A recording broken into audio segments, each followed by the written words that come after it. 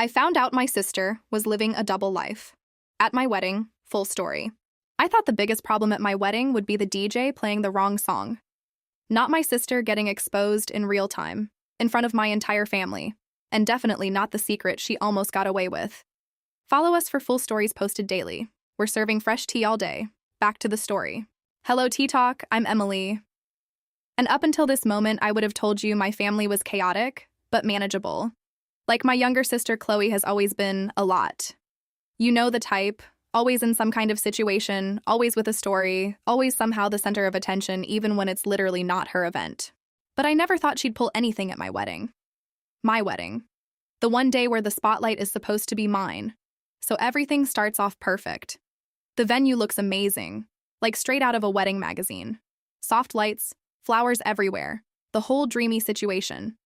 I'm in my dress feeling like a princess who somehow stayed within budget, and my fiancé Jake is pacing around trying not to cry before the ceremony even starts. My best friend Sarah grabs my hand and goes, "Okay, if you cry, I cry. And if I cry, your makeup artist is going to hunt us down." We both laugh. Everything feels calm. Too calm. Because then Chloe shows up late. Of course. She walks in like she's making a red carpet entrance, wearing this tight champagne-colored dress that is suspiciously close to white. Like, not technically breaking the rules, but spiritually? Absolutely.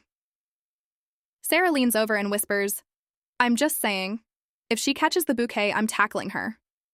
I laugh it off. Because I refuse to let anything ruin my mood. Again. Mistake number 1, the ceremony is beautiful. We say our vows, Jake tears up, I tear up. Even my dad, who never cries, has to pretend he got something in his eye. Everything is perfect. We kiss, everyone cheers, and for a moment I'm like, wow, this is exactly how I imagined it.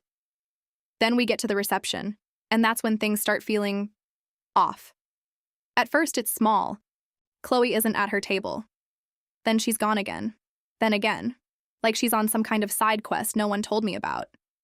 I ask my mom, "Hey, have you seen Chloe?" And my mom just shrugs and goes, "She said she had a phone call. Work stuff." Work? At a wedding. Sure.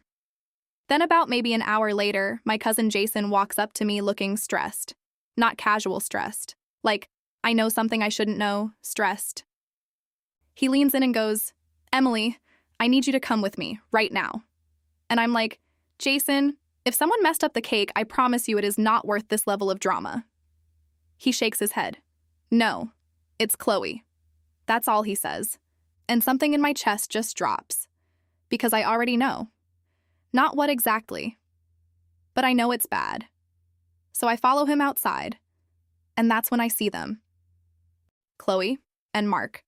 Mark, who is not just some random guy. He's Jake's best friend. The best man. The guy who literally gave a speech about loyalty like 30 minutes ago. And they are standing way too close. Arguing. Not normal arguing either. Like intense, emotional, whisper yelling. Chloe says, "You promised me you were going to tell her after today." And Mark runs his hand through his hair and goes, "I told you this was going to blow up." Excuse me? Tell who what? At this point, I feel like I just walked into the middle of a show I didn't consent to being in. Jason whispers, "They've been disappearing together all night." Together. All night. On my wedding day. So now I'm done being confused. I walk straight up to them. Calm. Controlled. Internally. Absolutely spiraling. And I say, "Am I interrupting something? Or should I grab popcorn?" They both jump. Like full panic mode. Chloe immediately goes into damage control. "Emily! Oh my gosh, no, we were just talking." I cut her off. "No, you were arguing. Loud enough for the parking lot to hear. Try again." Mark finally looks at me, and I swear this man looks like he hasn't slept in days. Which, honestly, should have been my second clue. I cross my arms. "Okay, I'm going to ask one time. What is going on?" Chloe sighs dramatically, like she's the one going through something. Then she says, "Fine, I was going to tell you after the wedding, but clearly that's not happening." Mark immediately goes, "Chloe, no," and she just steamrolls him. "I need your help." That's it, that's what she says. I blink at her. Help? With what? Sneaking around during my reception? Mark rubs his face and mutters, "This is exactly what I didn't want." Now I'm even more confused. Because this is not giving scandal. This is giving chaos. So I go, okay, someone needs to start making sense right now. Chloe straightens up like she's about to present a business pitch on a reality show. "So you know how I started my natural wellness company?" Pause. Important detail. I did not know. But I say, "Sure." She nods proudly. "Yeah, I sell essential oils and holistic health products. It's like all natural, super premium, very exclusive." Mark quietly adds, "It's not exclusive." She ignores him. "So anyway, I invested in inventory, branding, packaging, a custom logo." I interrupt her. "Chloe, why are you telling me this at my wedding?" And then she says it, like it's completely normal. "Well, because I'm kind of underwater right now." Underwater, at my wedding. Fantastic. Mark finally steps in, clearly done with whatever this is. He goes, "She means she took out a loan." I look at Chloe. She smiles like that's not a big deal. I look back at Mark. "How much?" He hesitates. And that hesitation tells me everything. 10,000. I actually laugh. Not because it's funny, but because my brain has officially given up processing information. $10,000? I repeat. Chloe jumps in. "It was an investment." Mark cuts her off. "You convinced me to sign for it." "Oh, now we're getting somewhere." I look at Mark. "You signed the loan?" He nods, looking miserable. "She said she had a payment plan, that the business was already picking up." I slowly turn to Chloe. "Was it?" Silence. Mark answers for her. "No." And there it is.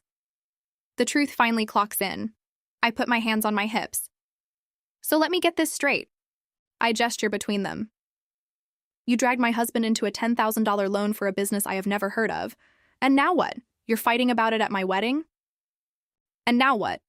You're fighting about it at my wedding?" Chloe crosses her arms.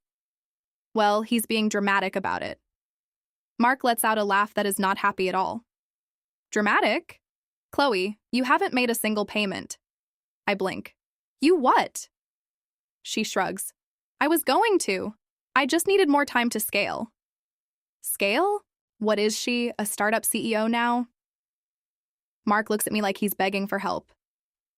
"She wants you to co-sign so she can refinance it." I just stare at her. At this point, I'm not even mad. I'm impressed. The confidence, the timing, the absolute lack of awareness. "You want me," I say slowly, "on my wedding day. To help you fix a $10,000 mistake you made with essential oils?" Chloe nods like this is completely reasonable. "Well, yeah. You're good with money." I open my mouth and then close it, because there are not enough words in the English language for this moment. At this point, Jake, who has been silently listening to this entire mess, asks Chloe, "Also, why are you wearing white-ish to a wedding?" Finally, someone said it. Chloe looks genuinely confused, like this is the first time she's hearing this might be an issue. "What? It's champagne," she says. Jake squints. "That's dangerously close." And then she says it, with full confidence. "The best way to catch a man at a wedding is to wear white." Silence. Actual silence. Even the music from inside feels like it paused out of secondhand embarrassment. I stare at her. Jake stares at her. Mark slowly turns his head like he wants no part of this reality. And Chloe just stands there. Proud. Like she just dropped wisdom. I blink. Once. Twice. "Chloe," I say carefully. "This is not a hunting event." She frowns. "Well, it kind of is." Jake mutters under his breath. "I'm going back inside before I lose my mind." And honestly, same. I look at Chloe one last time. "You are not getting a single dollar from me." Then I turn to Mark. "And you? We are fixing this later, not today." And without another word, I walk back into my reception. Because if my wedding is going to be chaotic, it is at least going to be chaotic on my terms. So tell me, T-Talk, would you have helped your sister after all that? Or let her deal with her essential oil empire on her own?